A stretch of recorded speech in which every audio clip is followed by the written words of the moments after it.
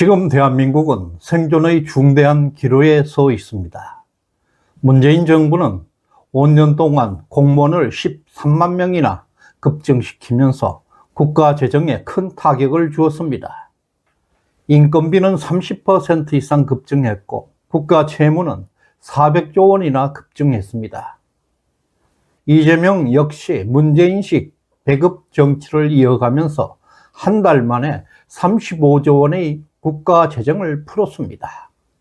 쿠바는 국민의 72%가 공무원으로 생산 기능이 통째로 사라졌습니다. 그리스는 공무원 임금 상승과 통계 조작으로 국가 부도에 빠져섰습니다. 대한민국은 이제 사회주의 파멸을 향한 심각한 경고등이 켜지고 있습니다. 문재인 정부 5년 동안 대한민국 공무원 수가 무려 13만 명이나 증가했습니다.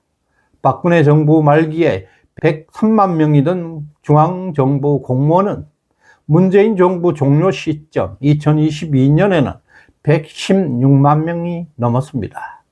매년 평균 1만 명 이상 공무원을 증가시켰습니다. 이렇게 증폭한 공무원은 국가 재정을 심각하게 악화시키고 있습니다.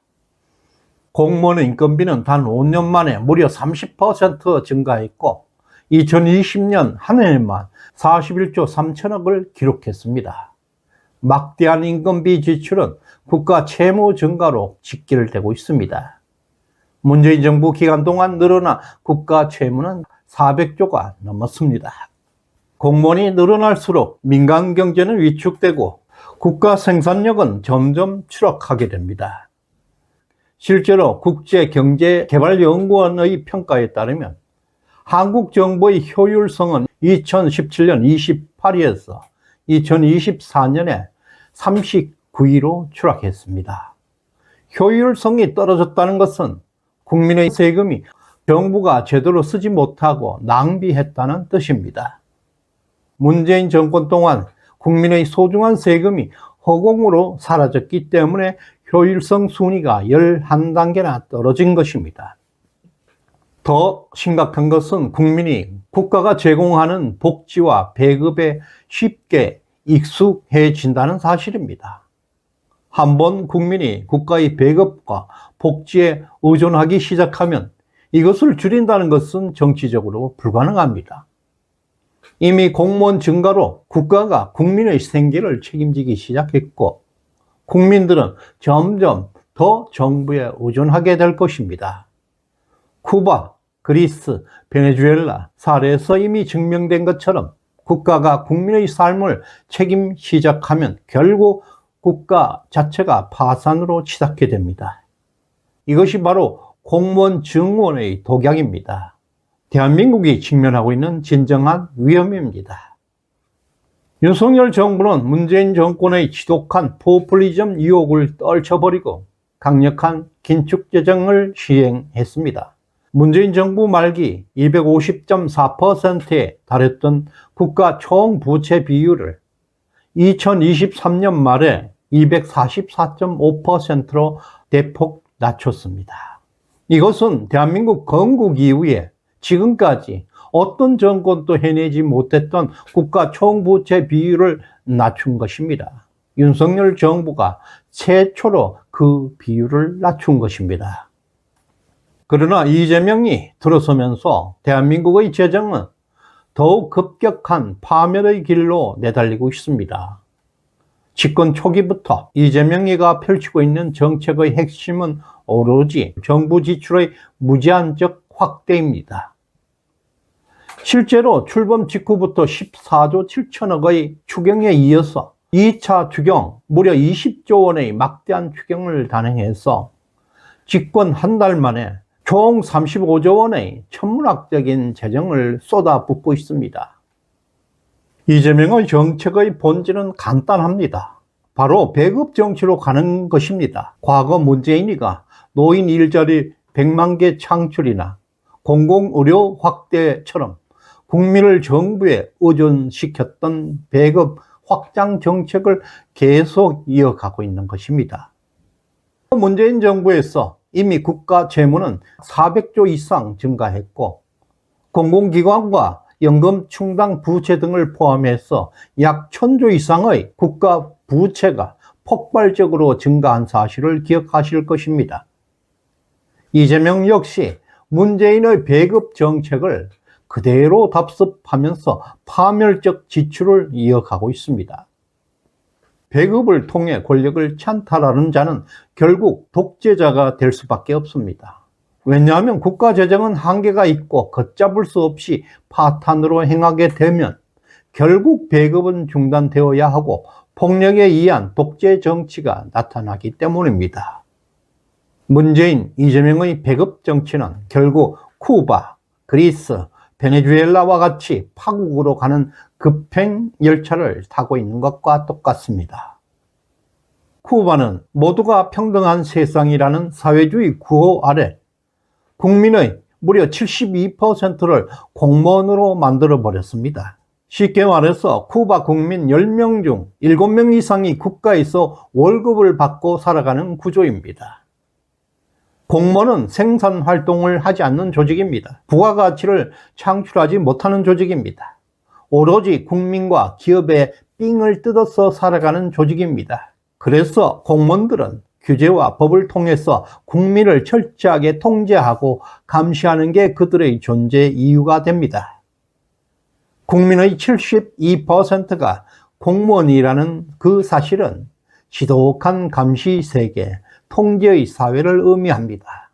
생산 자체가 사라져버린 소비만 있는 국가가 바로 쿠바입니다. 실제 쿠바에서는 생산 활동이 없기 때문에 국가 배급 없이는 생존 자체가 불가능한 상황입니다. 쿠바는 지금 완벽하게 평등한 세상입니다. 바로 지옥입니다. 쿠바 경제 성장률은 수년째 마이너스 수준에 벗어나지 못하고 있습니다. 쿠바는 1950년대까지만 해도 사탕수수, 담배, 관광산업 등으로 중남미에서 비교적 안정된 위치에 있었습니다. 그러나 지금은 극심한 식량 부족, 물자 부족, 만성적 전력난 등으로 사실상 경제 회복이 불가능한 상태에 놓여 있습니다. 그리스도 한때 유럽의 찬란한 역사를 가진 나라였습니다. 2000년대 접어들면서 공무원 임금의 폭발적 상승과 퍼주기 정부 지출의 폭주, 그리고 그것을 감추기 위해 통계를 조작한 결과는 참혹한 국가 부도 위기에 직면하게 되었습니다. 2009년에 GDP 대비 재정 적자가 무려 15.4%에 달했습니다. 국가 채무는 130%가 넘었습니다. 결국 그리스는 2010년부터 무려 3차례에 걸쳐서 IMF 구제금융을 받아야 했습니다. 이 과정에서 GDP는 약 26% 감소하고 실업률은 사상 최고치 28%까지 치솟게 되었습니다. 그리스 경제는 완전히 붕괴되었고 국민들은 극심한 빈곤과 실업 속에서 절망에 빠졌습니다. 지금 대한민국에서도 나타나고 있는 모든 징후가 우리가 사회주의로 향하고 있는 파멸의 길 위에 있다는 명백한 경고입니다. 지옥으로 가는 길은 선의로 포장되어 있듯이 사회주의로 가는 길 역시 달콤한 배급과 약속으로 포장되어 있습니다. 국민에게 더 많은 배급과 복지를 제공하고 정부는 모든 국민의 삶을 책임지겠다고 약속합니다. 하지만 그 끝은 언제나 똑같습니다. 국가 재정의 붕괴, 경제 파탄, 그리고 돌이킬 수 없는 국민들의 몰락입니다. 문재인 정부에서 시작된 대규모 공무원 증원의 임금 부담, 그리고 국가 채무가 400조 이상 폭등한 것에 대한 이자 부담은 국가 재정을 지속적으로 압박하고 있습니다. 언제 터질지 모르는 핵폭탄으로 누적되어 가고 있습니다. 여기에 이재명이가 나왔습니다. 자신의 부패와 비리를 덮기 위해서 문재인보다 더 극단적으로 폭발적인 퍼주기 정책을 시작하고 있습니다. 지금 대한민국은 급속한 사회주의로 질주하고 있습니다. 쿠바는 대다수 국민을 공무원으로 만들어서 국가가 생계를 책임지다가 경제가 붕괴되었습니다. 베네수엘라는 풍부한 자원을 가졌음에도 불구하고 무분별한 배급과 국가 주도 경제로 국가 전체가 파탄났습니다. 그리스는 공공부문이 비대했고 무책임한 재정 지출로 국가 부도의 나락에 빠졌습니다. 지금 대한민국도 이들과 같은 길을 걸어가고 있습니다. 지금 당장 우리 국민들이 현실을 직시하고 이 위험한 흐름을 멈추지 않는다면 우리는 돌이킬 수 없는 사회주의 독재와 경제 파탄의 길로 빠져들게 될 것입니다. 시대정신연구소에서는 대한민국의 생존, 자유를 지키기 위해서 어떤 위험에도 사회주의 정권의 위험성을 계속해서 경고할 것입니다. 지옥으로 가는 길은 언제나 선의로 포장되어 있습니다. 사회주의로 가는 길 역시 달콤한 배급과 보장의 약속으로 포장되어 있습니다. 그러나 그 길의 끝은 결국 자유의 종말과 국가의 파산뿐입니다. 시대정신연구소에 후원해 주신 한동철님 진심으로 감사드립니다. 구독, 좋아요 꾹 눌러주시길 바랍니다. 고맙습니다.